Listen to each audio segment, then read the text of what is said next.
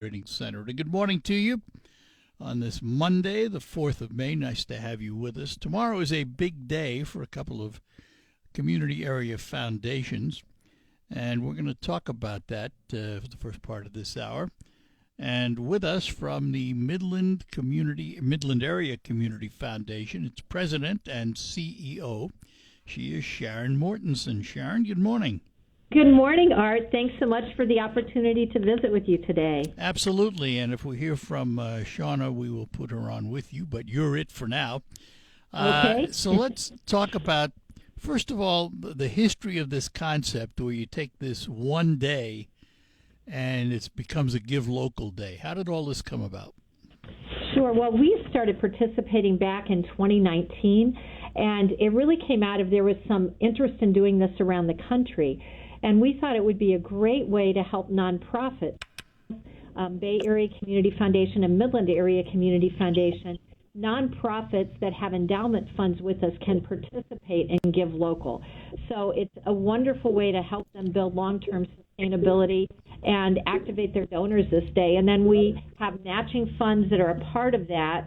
So that's very exciting, too, to have matching funds that they can qualify for as part of this Give Local.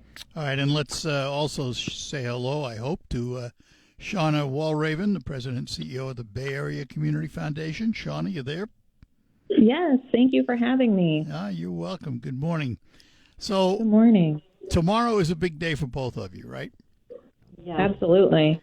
And how does it differ from any other day? For example, is there more matching money tomorrow in both of your foundations? Yes. That's one of the things that we do is we have matching dollars that go into these nonprofit endowment funds based on the percentage that they raise. And really, because we're doing it like we're doing it here in Midland, it's going on in Bay. It's a way to get people excited, get the word out, and activate people to give during that 24-hour period. And then I'll put it over to Shauna to share more.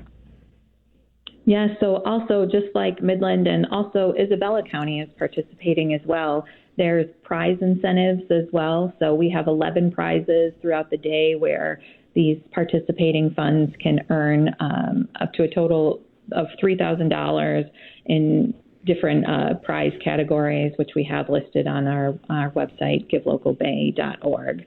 So it's really an exciting day. It's hard to sleep tonight for sure, thinking of all the fun that we're going to have. And in Bay, we're also this year doing our Boost Bash, which is the first time we're doing this, but to really focus on raising matching funds, we're going to give an opportunity for the community to come out and to support. It's called Boost Bash from 5 to 7 p.m. right at the Pere Marquette Depot. And then every ticket purchased will go toward those matching funds that the nonprofits can earn. So if you can't pick a favorite fund, that's a way to support all of them. Let me ask both of you about this, because these are charities that have endowment funds. Explain the importance of endowment funds to charitable organizations. Well, when we think about the work that nonprofits do, we want to make sure that they have sustainability.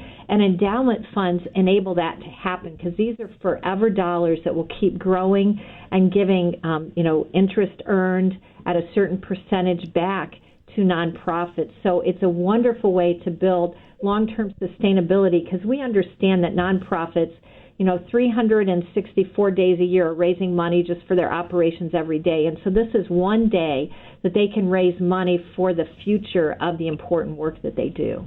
And typically, endowments are restricted, aren't they, in terms of how they can be used? Yes.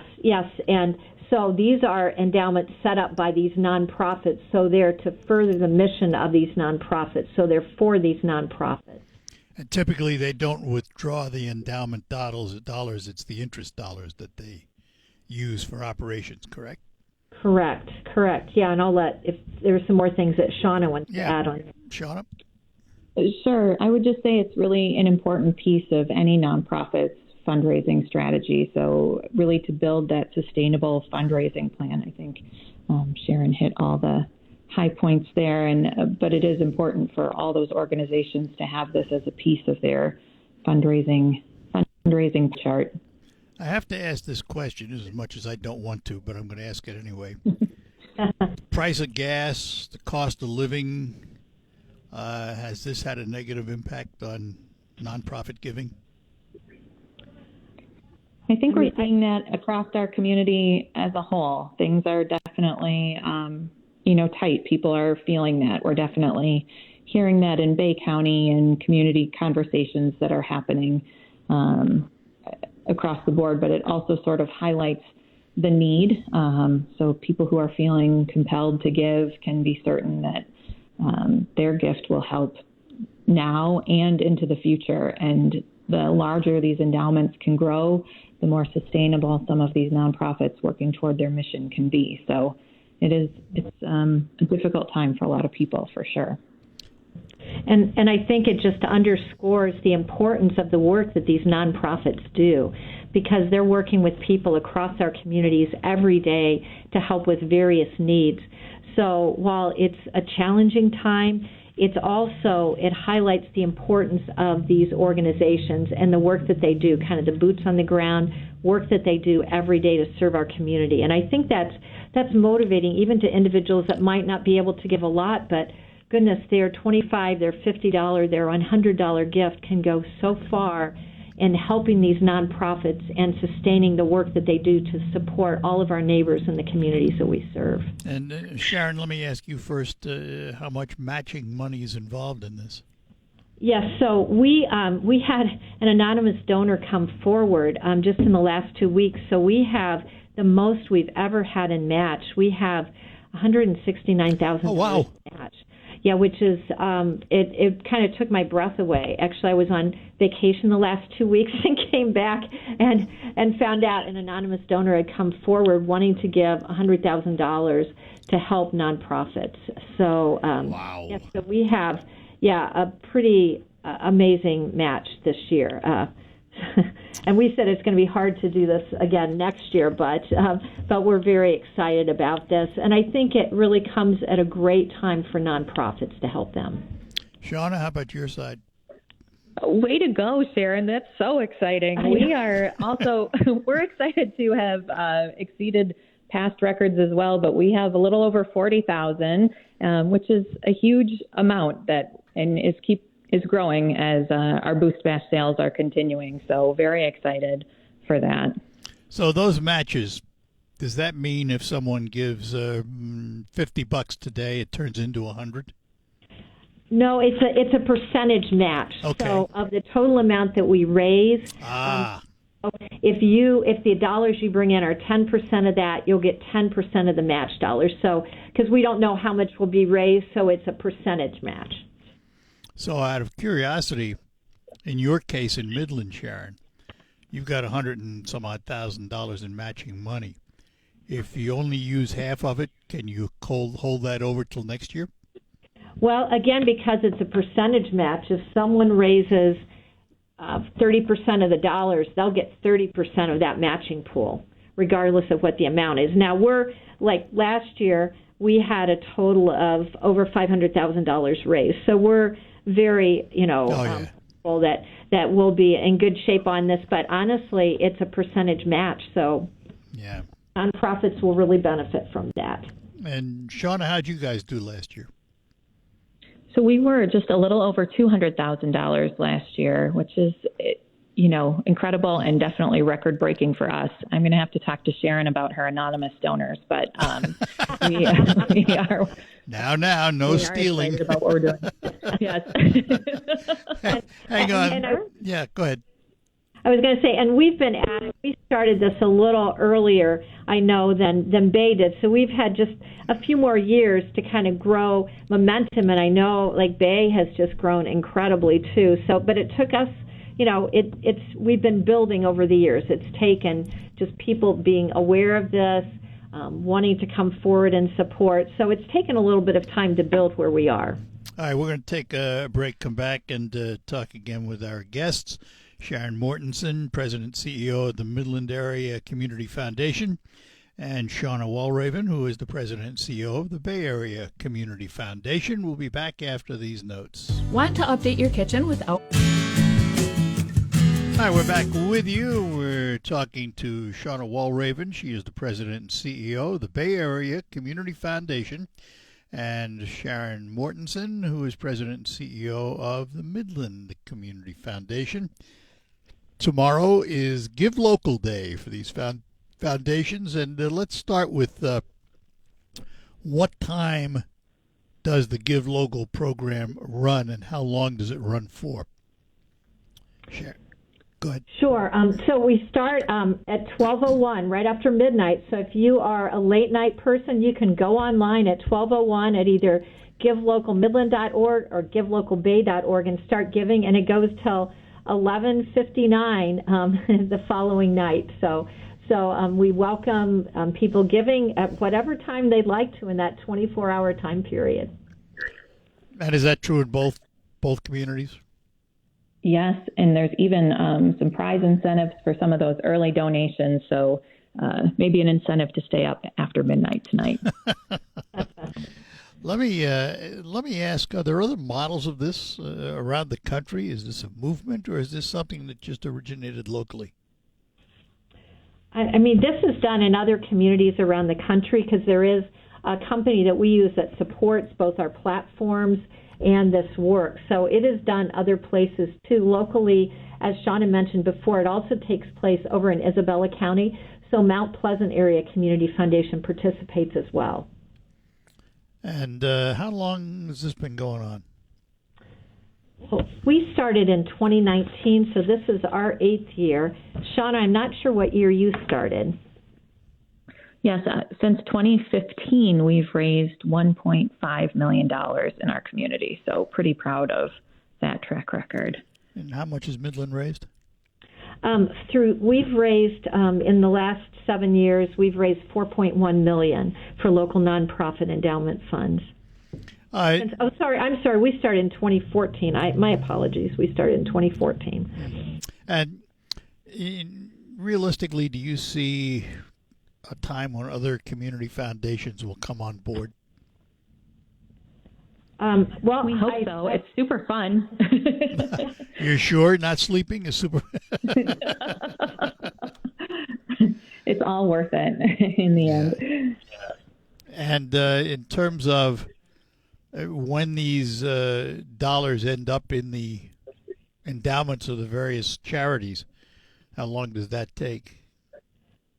Oh, it's just a matter of processing. So within a week or two, just depending on how long it takes to process, all the dollars are there. So it just takes us a little bit of time to calculate what percentage they raised and then what percentage of the match that is and get all those transfers done. All right, so let's talk about the donor for a minute. Somebody says, okay, I want to give local to XYZ charity. How do they go about doing that? Sure. It's really simple. Just go on to, if you're in Bay County, givelocalbay.org, or in Midland County, givelocalmidland.org, and you'll see a list of all the participating nonprofits there. So you can pick the nonprofit or nonprofits of your choice and give to them. So it's really a very simple process. I know this year we have the most nonprofits participating. We have 88 participating this year. Wow. And similarly in Bay, we have 70 funds participating. So yes, a big turnout this year. So when you go online, you can select which one you want to give to? Mm-hmm. Yes, and you can select several. So if you want to go online and kind of look, and maybe someone's coming online and they have a favorite cause but don't know all the organizations doing that, they can look through the list and could choose to give to a couple different organizations. And I'm assuming, I know it's a bad word, but I'm assuming these are all 501c3s that you can take advantage of whatever tax advantages you might have. That is correct. Yes, to participate, to have an endowment fund with us, they have to be a nonprofit. I want to ask, just as an overview for the general public, one of you or both of you describe the Community Foundation movement and how it got started here in Michigan and elsewhere? Well, community foundations started over 100 years ago, and the first one started actually in Cleveland, Ohio. And it was up to that point philanthropy, like wealthy individuals could set up foundations and generously give to a variety of things. But the idea was, how could everyday people contribute and make decisions about where to invest in their community, what they wanted to transform. And so community foundations were started. And I love about community foundations that everyday people put their money together and they get to transform places that they love. And they get to invest in things that are important to them. And honestly, donors for as little as $5,000 can start a fund doing a charitable purpose at a community foundation. So it's a wonderful way that you can leave a legacy that goes forever. We say for good, forever, for all. And so you can leave a legacy that will continue on in perpetuity. I'm sure you have some thoughts too, Shauna. I would just add that we are very fortunate in Michigan to have all 83 counties covered by a community foundation. So wherever you're listening from, you have a community foundation in your community as well. There's another part of community foundations, and I hope I understand this properly, but if someone wants to start a nonprofit, it's not an easy path to get a 501c3. You got to go through all the rigmarole and everything. But my understanding is they can come under your umbrella initially. Is that correct? I mean, that is one thing if they're doing a charitable purpose, that they could start a fund for a charitable purpose. And we do have some nonprofits that started that way. For example, many years ago in Midland, Little Forks Conservancy, a nature conservancy, started through a fund at the Community Foundation and then became a 501c3. I will say, though, when someone's interested in starting a nonprofit, we really encourage them to come and talk to us and let us connect you with others that might be working in this space, because there might be a way to work with existing organizations and have a greater impact. Shauna? Yes, that's a great point, Sharon. It's very important conversations, and I think as we touched on a little bit earlier about funding being tight in the community, it's definitely worth having a conversation, and the Community Foundation is always happy to have those conversations with people interested in starting nonprofits or how we can support our nonprofits in our community. So let's repeat for everyone so they know the Give Local campaign in your county starts when? Starts right after midnight tonight, so and goes till 11:59 tomorrow. Well, I wish you both well with it, and we hope people stay up late and give early. And give often. Give early, give often. You sound like an auctioneer. Bid early, bid often. Well, we wish you well with it, both of you, and thanks for spending a little time with us this morning talking about it. Well, thanks so much, Art. And we encourage people to go to givelocalbay.org or givelocalmidland.org to give tomorrow. All right, we appreciate it. Have a good day, both of you. Have a good night. Hope you get some sleep. All right. Thank you. Bye-bye now. Bye-bye now. Bye. Sharon Mortensen, she is President and CEO of the Midland Community Foundation. Shauna Walraven, President and CEO of the Bay Area Community Foundation. Give Local campaign starts at 12:01 a.m. tonight. And we'll take a break, have open phones for the remainder of the hour, whatever you'd like to chat about at 989-752-6111. Struggling doesn't mean you have...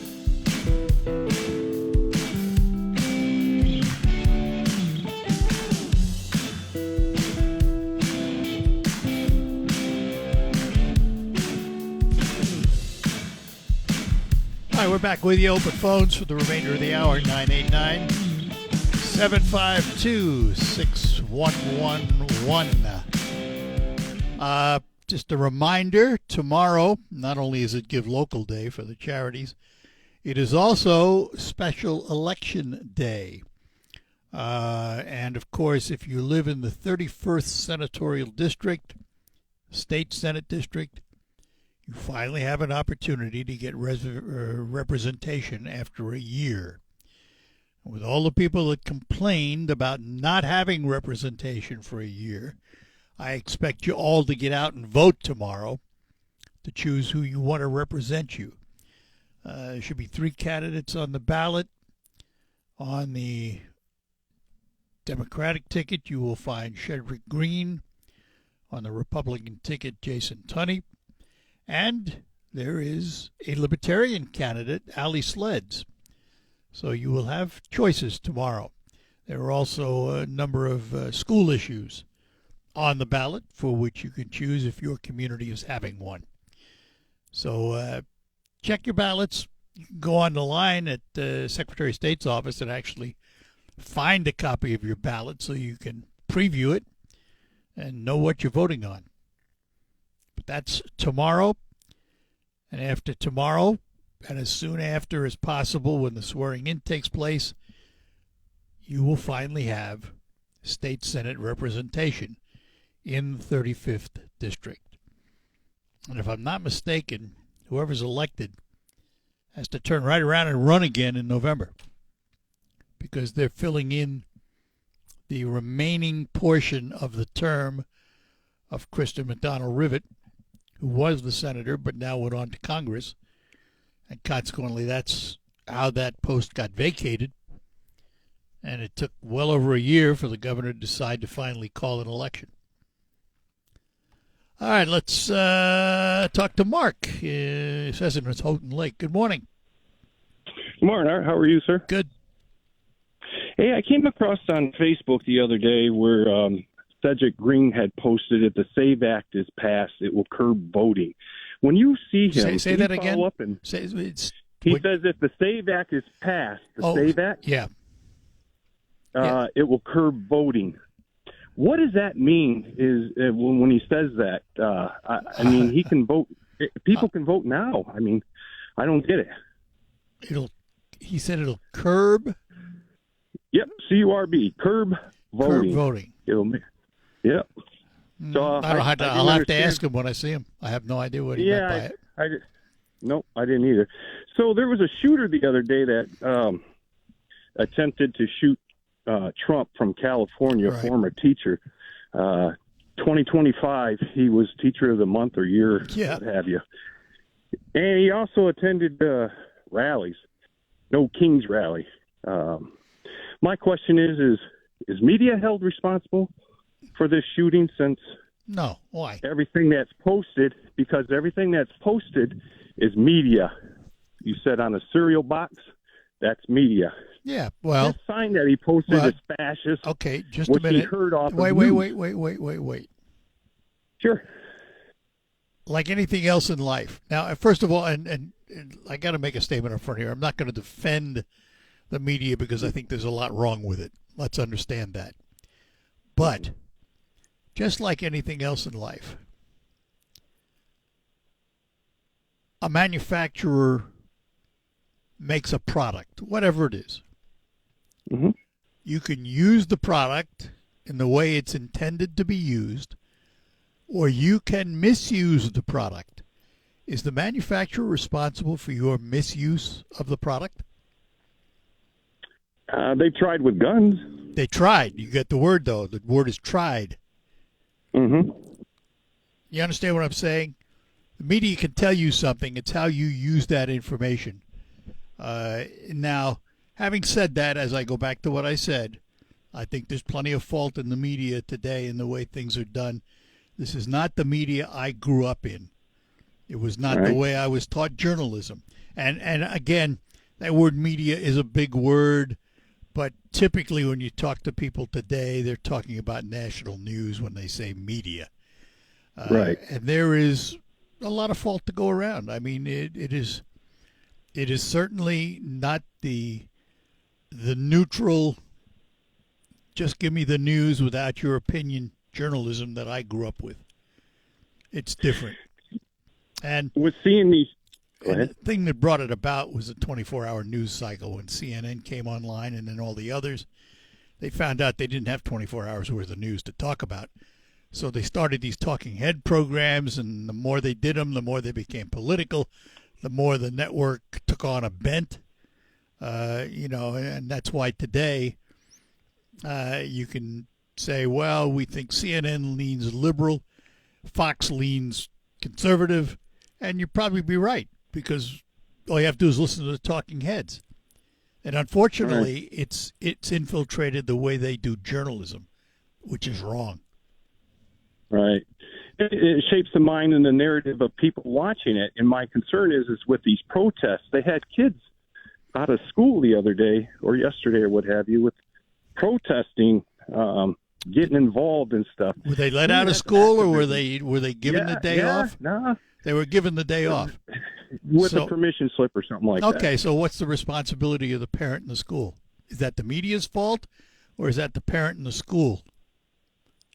Well, if it was in Michigan, I would say at 54% as far as education is rankings, I would say there's better use of time than being out being an activist. Oh, I'd say that anywhere. Yelling and screaming at. Yeah. You don't know what the cause is or what you're even out there yelling about. I do think it is proper for schools to teach about protesting in this country and your First Amendment rights to do so. But to actually go out and do it during a school day, there's probably better uses of time.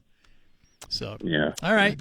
Fair enough. Good enough, Mark. Thanks. Take care. Bye-bye. Tim, hang on. We'll get to you next. Ready to update your home and... All right, we're back with you here on the Art Lewis Show. Back to our phones. We're going to go to Midland and talk to Tim this morning. Tim, good morning to you.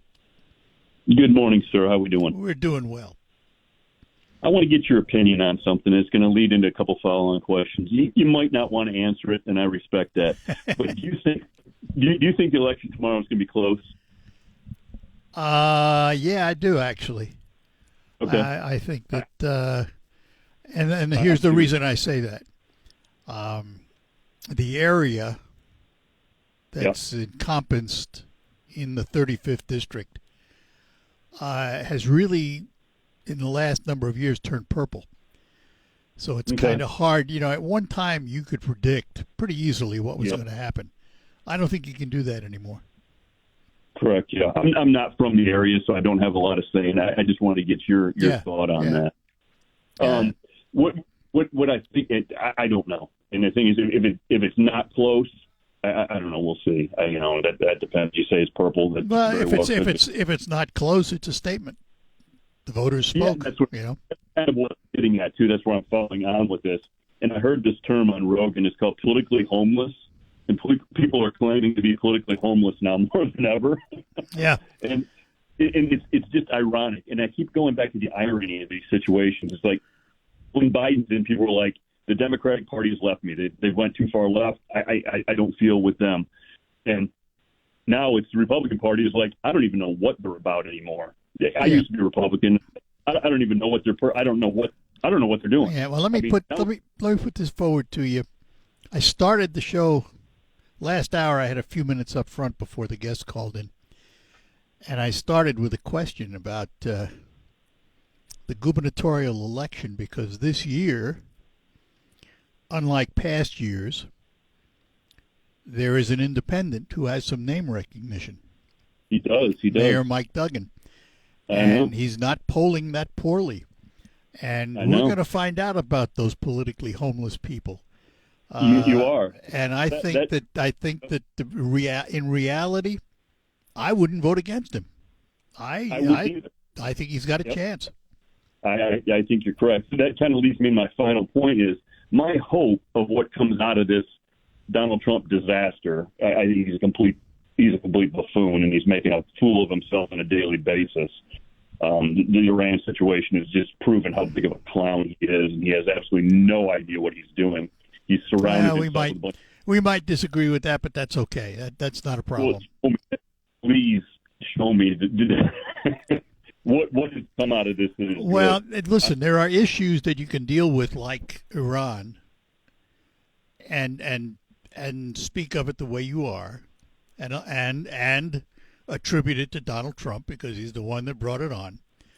But you have to look at the whole presidency and things he's done otherwise. Now, I give you this. I am. Well, every time he opens his mouth, I shudder. He's just uncontrollable, and he's self-centered and all of those things. But and I've said this before too, and I think you'd probably agree with this.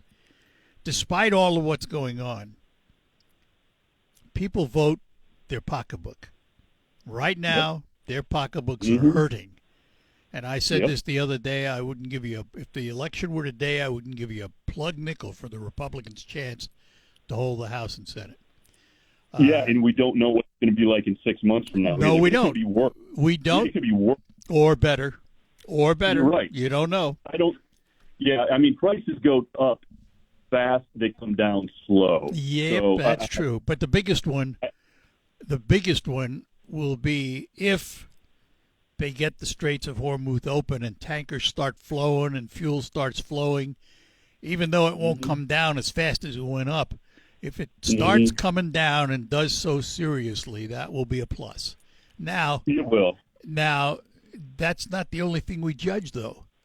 We go to the grocery store. Yep, we fill up our basket, and our basket that cost $50 yesterday is $100 today. That hurts. It does, and that's what people don't seem to understand. It's like, oh, it's worth it, whatever. I mean, the Republicans are just shaking this off like it's whatever. Suck it up, man. Well, that's politics. That's politics, though. That's the nature of the beast. So my ultimate goal is what I hope comes out of this is a third party that's something viable. Oh, you and I are on the same page. That's what my fear, though, is it's a backlash that goes even farther left. Well, now here's the thing. Here's the thing. Listen to this and see what you think. I have said country is ripe for a third party, but it's going to take a charismatic person to lead that party, because you got to remember that a lot of voters in this country are what I call shallow voters. They don't vote for your political stance or anything else. Maybe they vote for how they like your hair, what you wear, all kinds of wrong reasons. And if you have a charismatic person, and think about this now, that's how Barack Obama got elected. 4 years before that presidency, he did that speech at the convention that put him on the map. I agree. Yeah, he was charismatic. Right. He was well-spoken. Tim, let's carry this conversation on again. I'm out of time here. You bet. Take care. Take care. Bye-bye now. All right, we'll take our last break. We'll be back, close out, tell you what's ahead. For 10 years, New Hope Bakery. Today, we'll be back tomorrow with lots more. Coming up on Focus, we're going to learn about Sharp Hand Ally Sharpening Services. And that follows the news from CBS. And, of course, the local report, Michael Purchett, in the WSGW Newsroom. Talk to you after that. Broadcasting from the